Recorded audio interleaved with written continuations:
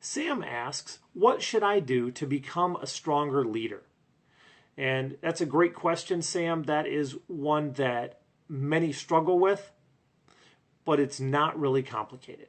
It involves what I would call the 5 A's. And the 5 A's are this: always be learning. So always find a way to get better, whether that be books, podcasts, people, mentors, wherever you can learn, always be learning. That's the first of the 5 A's.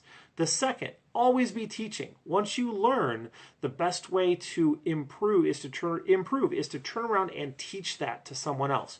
So train others, mentor others, give back. So it teaches that generosity piece, but it also helps ingrain the lessons that you gained by taking the opportunity to always be teaching. Third, always be curious.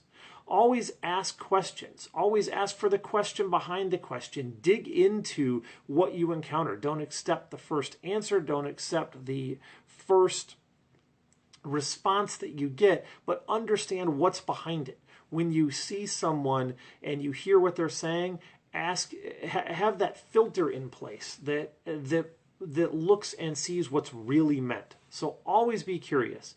The fourth is always be acting. Have a bias towards action. So many leaders spend their time learning, but then don't do anything with it. So have a bias towards action. Have a bias towards getting something done, doing more, taking that step. And then finally is always be compassionate. Develop that emotional intelligence. Demonstrate not only that you care about your team, but that you are there for them and that you are there to help. If you do everything you can to help your people, the rest will take care of itself. I've always said to my teams, if I focus on doing everything I can to help you win, then everything else will be fine and it'll all play out. I'll throw in a bonus one as well, in addition to the 5 A's of always be learning, always be teaching, always be curious, always be acting, and always be compassionate. I would remind you of the theory of 5, that we become the average of the closest 5 people to us.